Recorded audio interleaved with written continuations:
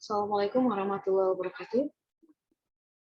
Pada pertemuan kali ini, saya akan membahas mengenai pengantar pemeriksaan fungsi hati.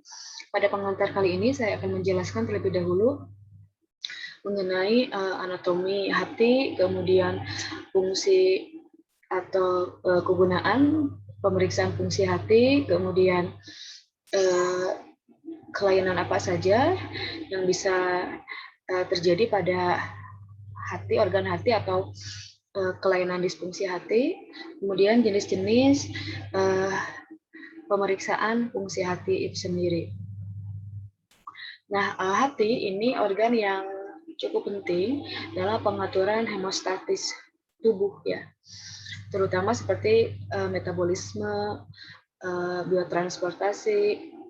biotransformasi, sintesis, penyimpanan, dan imunologi. Karena memang hati ini tempat disintesisnya atau juga diproduksinya beberapa enzim ataupun hormon, dan juga tempat sebagai detoksifikasi dan lisis gitu ya. Berat dari organ hati kurang lebih sekitar 2 kg, 1 sampai 2. Ada beberapa referensi yang mengatakan 1 sampai 1,2 sampai 1,5 kg. Warnanya, organ hati itu sendiri berwarna merah coklat, lunak, dan ada di bagian kanan atas. Letaknya di rongga abdomen dan tepat di bagian bawah diafragma. Nah ini, ada dua lobe, ada lobe kanan dan lobe kiri ya. Seperti ini. Kemudian, nah ini ringkasnya bahwa fungsi hati itu berhubungan dengan metabolisme karbohidrat seperti glukosa, lipid, lemak ya, protein, vitamin, serta pembentukan ekskresi empedu, tempat sintesis albumin, fibrinogen, detoksifikasi dan ekskresi ya. Fungsinya dengan detoksifikasi dan ekskresi, bahwa organ hati memiliki fungsi yang sangat penting dan beberapa reaksi, karena memang nanti ada beberapa enzim-enzim yang memang membantu dalam proses tersebut, enzim-enzim hati. Proses yang terjadi atau reaksi yang terjadi seperti oksidasi, reduksi, hidrolisis, konjugasi terhadap zat-zat yang memang mungkin akan membahayakan sehingga dihancurkan di organ hati. Hasil detoksifikasi kemudian diekskresikan ke dalam empedu dan urin. Kemudian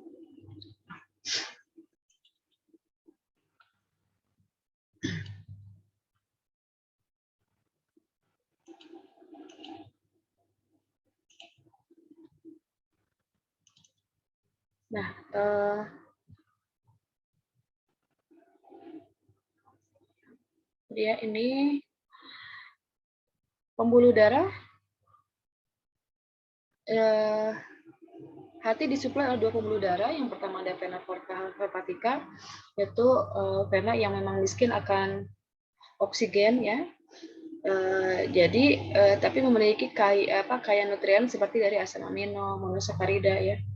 Vitamin yang larut dalam air dan mineral, ada arteri hepatika yang memang arteri yang kaya akan oksigen, yang membantu kedua pembuluh darah ini membantu mengalirkan darahnya ke dalam sinusoid. Nah ini fungsi hati kalau kita uraikan, memproduksi protein plasma. Tadi dijelaskan bahwa ada albumin, fibrinogen, tambahannya adalah protombin, dan juga memproduksi heparin. Nah, heparin ini juga sebagai antikoagulan yang ada di dalam tabung vakum yang digunakan. Jadi tabung vakum yang digunakan untuk proses pemeriksaan, untuk penyimpanan sampel itu antikoagulan yang antikoagulan heparin, tabung vakumnya warna hijau. Kemudian fungsinya sebagai fagositosis, mikroorganisme dari eritosit dan leukosit yang sudah rusak. Jadi menghancurkan beberapa mikroorganisme atau sel darah, komponen sel darah yang sudah tua atau rusak, pusat metabolisme protein, lemak, karbohidrat. Juga tadi sebagai detoksifikasi dan ekskresi ya. Kalau untuk detoksifikasi, contoh amonia itu diubah menjadi urea ya, yang ada di dalam siklus Krebs atau Krebs atau siklus urea yang ada di hati. Kemudian fungsi lainnya memproduksi cairan empedu dan juga gudang penyimpanan beberapa vitamin seperti CU, Fe, dan vitamin mineral seperti CU, Fe itu mineral, vitamin, ada EKB12, glikogen, dan berbagai racun yang tidak bisa dikeluarkan. Misalnya pestisida, DDT. Ya. Nah, ada beberapa faktor yang menyebabkan disfungsi hati. Yang pertama adalah orang yang suka mengkonsumsi alkohol atau alkoholisme. Nah, ini bisa menyebabkan disfungsi hati. Itu ya. Kemudian juga akan menyebabkan penyakit hati alkoholik. Ya, contohnya perlemakan hati, hepatitis alkoholik, ataupun sirosis hati. Kemudian merokok juga ini bisa menyebabkan disfungsi hati. Ya, selain itu juga menyebabkan penyakit jantung, gangguan pernapasan, kanker. Nah, apabila sel HEPA rusak, maka akan terjadi peningkatan beberapa enzim seperti SGPT, SGOT, atau nama lainnya adalah ALT ya. Kalau dulu beberapa tahun ke belakang itu ada ALT dan AST. Sekarang ganti menjadi SGPT dan SGOT. Nanti akan dibahas di pertemuan selanjutnya mengenai fokus ke komponen-komponen enzim yang ada di fungsi pemeriksaan hati.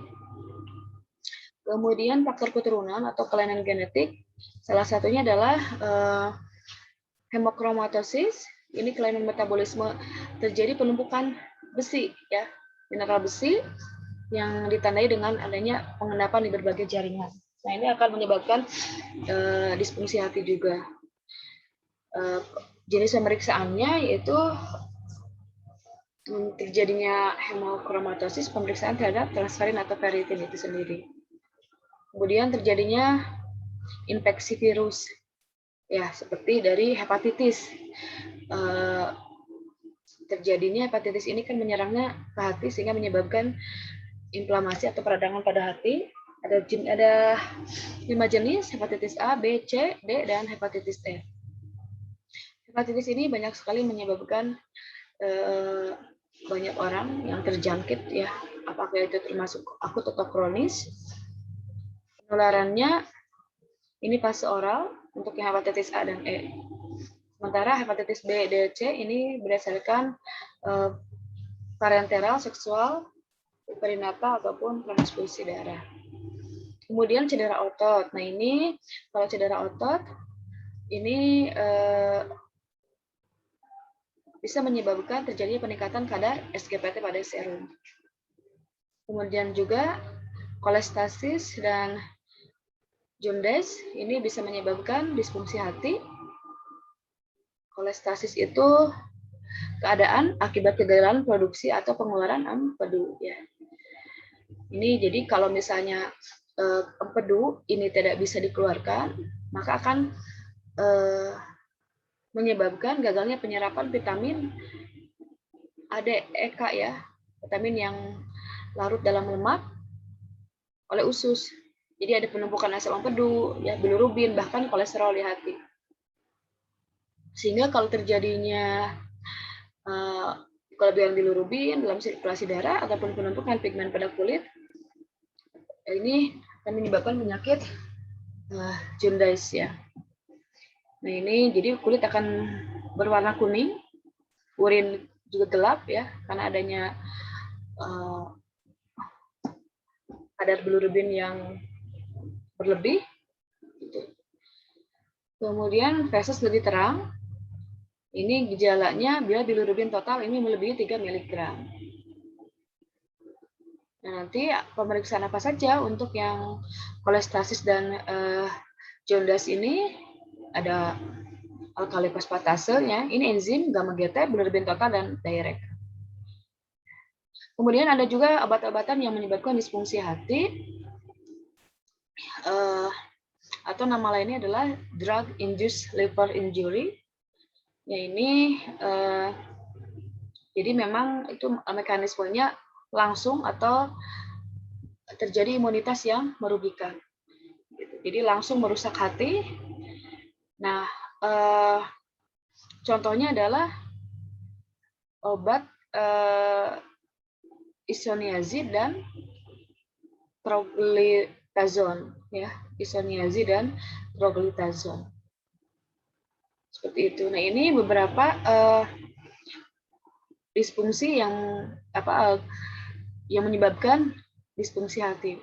Kemudian pemeriksaan apa saja untuk mengetahui gangguan atau disfungsi hati? Pemeriksaan ini kan tadi diindikasikan untuk penapisan atau mendeteksi adanya kelainan atau penyakit hati, menegakkan diagnosis, memperkirakan beratnya penyakit, membantu mencari etiologi penyakit. Kemudian, nah, jenis uji fungsi hati itu ada 3. Yang pertama ada penilaian fungsi hati, mengukur aktivitas enzim, mencari etiologi. Ini ada di dalam bagan. Nah, uji fungsi hati, yang pertama adalah penilaian fungsi hati. Untuk menilai fungsi hati, itu yang harus diidentifikasi adalah mengukur albumin, kemudian globulin, elektroforesis protein, massa protombin atau PT, dan kolinesterase. Ya, kolinesterase ini. Nah, ini ada 1, 2, 3, 4, ada 5. Ini ada pemeriksaan untuk mengetahui fungsi sintesis hati atau penilaian fungsi hati. Di mana ini albumin ini untuk mengatur fungsinya di dalam hati untuk mengatur tekanan onkotik, mengangkut nutrisi, hormon, ya, lemak dan zat saraf dari tubuh.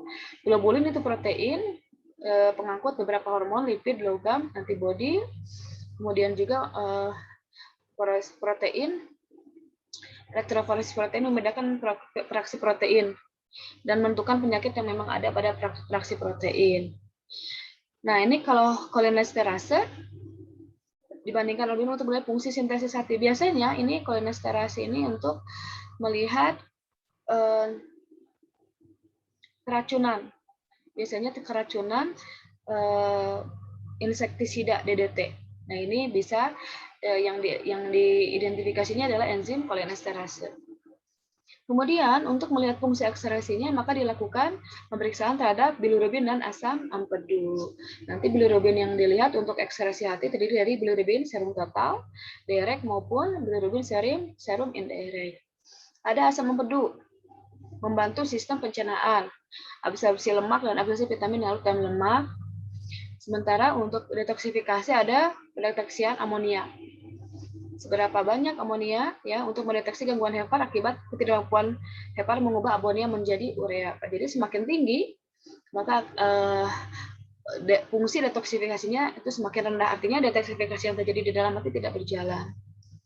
Kemudian, nah, pemeriksaan aktivitas enzim. Ya, jadi aktivitas enzim yang nanti akan dilakukan pada pemeriksaan fungsi hati yang berhubungan yaitu ada enzim kelompok transaminase. Ya, ada SGOT, SGPT, nanti ada alkalin fosfatase, kemudian gamma GT atau gamma glutamyl transferase. Sementara, nah ini untuk penentuan penyakit hati autoimun itu melihat keganasan sel hati dan juga mengetahui infeksi virus hepatitis. Ya, ini kalau untuk mengetahui etiologinya. Nah, tapi yang dilakukan oleh ALTLM ini hanya sebatas pada uji pemeriksaan lab, seperti pengukuran aktivitas enzim, pengukuran amonia juga ada sih, cuman mungkin nanti ini lebih jarang untuk yang fungsi pengukuran amonia ini. Fungsi ekskresi bilirubin itu dilakukan juga terhadap fungsi sintesis. Akan ada pemeriksaan albumin, globulin ya, protombin maupun kolinesterase. Seperti itu.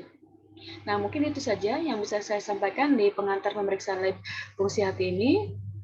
Pemeriksaan lab fungsi hati pengantarnya terlebih dahulu. Nanti di video selanjutnya akan saya jelaskan jenis-jenis pemeriksaannya dari mulai pemeriksaan fungsi sintesis maupun yang enzim. Terima kasih. Assalamualaikum warahmatullahi wabarakatuh. Kalau misalnya ada yang mau ditanyakan, boleh nanti ditanyakan di grup. Sekian dan terima kasih.